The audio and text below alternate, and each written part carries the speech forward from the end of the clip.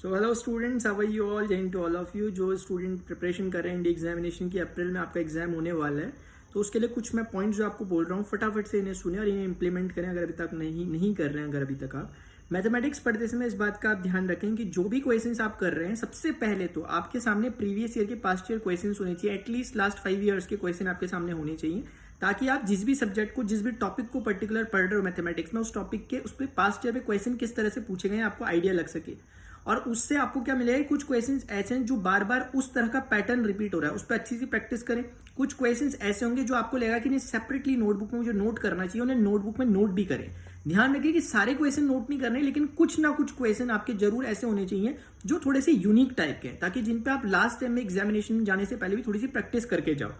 तो एक ही काम आपने करना है मैथमेटिक्स के रिगार्डिंग। अब करंट अफेयर्स में ध्यान रखना कि जो भी करंट मुद्दे चल रहे हैं, मतलब ऐसा नहीं कि बहुत इंटेंस होकर आपने स्टैटिक पोर्शन अपना छोड़ दिया और करंट पर ही पूरा ध्यान लगा दिया, ऐसा वाला नहीं। करंट में मतलब एक जितनी जनरल अवेयरनेस होती है, जैसे 75वां साल अपने आजादी का बन रहा है, अमृत महोत्सव, तो इससे रिलेटेड कुछ ना कुछ छोटे मोटे जो काम हुए हैं हल्के फुल्के, वो पता कर लो, जो एक आम जनता को पता रहते हैं। बहुत हाई फाई क्वेश्चन आपके साथ नहीं आएंगे, और उतना ही पढ़ें जो कि करंट का वो पोर्शन जो कि स्टैटिक के साथ थोड़ा सा रिलेट कर रहा हो, उसके साथ चीजों को कवर करने की कोशिश करें।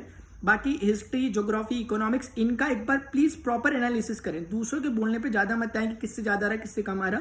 लास्ट 5 ईयर का बैठकर एक एनालिसिस करें कि अगर हम हिस्ट्री पढ़ रहे हैं मेडिवल से या फिर मॉडर्न से, किससे कितना, किस तरह के क्वेश्चन बन रहे हैं, किस इंटेंसिटी के साथ पढ़ना है, कितना डीप में पढ़ना है, कितना नहीं पढ़ना। तो इससे आपको आइडिया लगेगा। अगर आप बिना किसी रोड मैप के, अगर आप बिना किसी प्रीवियस ईयर के एनालिसिस के अगर आप सिर्फ पढ़ते रह रहे हो, उससे बहुत ज्यादा फायदा नहीं होने वाला।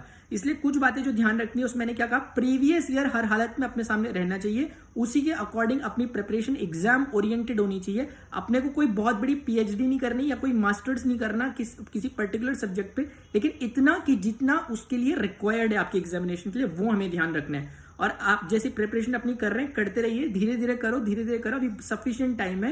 लास्ट में एग्जाम जैसे जैसे आता है, उससे अपनी एफिशिएंसी ऑटोमेटिकली इंक्रीज करती है। लेकिन बस अपने आप को डीमोटिवेट मत होने देना, क्योंकि कभी कभी ऐसा लगता है कि यार हम जो पढ़ रहे हैं वो वैसा होगा नहीं होगा, क्या होगा क्या नहीं होगा। मतलब अपने आने वाला जो उसका फल मिलेगा उस पर बहुत ज्यादा भरोसा मत रखो और बहुत ज्यादा उसके बारे में मत सोचो। सिर्फ ये सोचो कि आपकी जो तैयारी हो रही है, क्या वो सही ट्रैक पे चल रही है। अगर नहीं चल रही है तो उसे ट्रैक पे लाने की कोशिश करो। अमेंडमेंट अपने हिसाब से करते रहो, कोई आपको ज्यादा नहीं बताएगा। आपको खुद देखना है कि आपकी वीकनेस क्या है, आपकी स्ट्रेंथ क्या है, इन पर फोकस करके आपको आगे बढ़ना है। So wish you all the best for your exam. और मैं आपको इस तरह की बातें बताता रहूंगा। आपकी जो भी प्रॉब्लम हो नीचे कमेंट सेक्शन में मुझे बताना है, क्योंकि इस तरह की प्रॉब्लम स्टूडेंट की तरफ से आ रही थी, तो मैंने सोचा कि एक बार आप लोगों को इस बारे में एड्रेस कर लेता हूँ।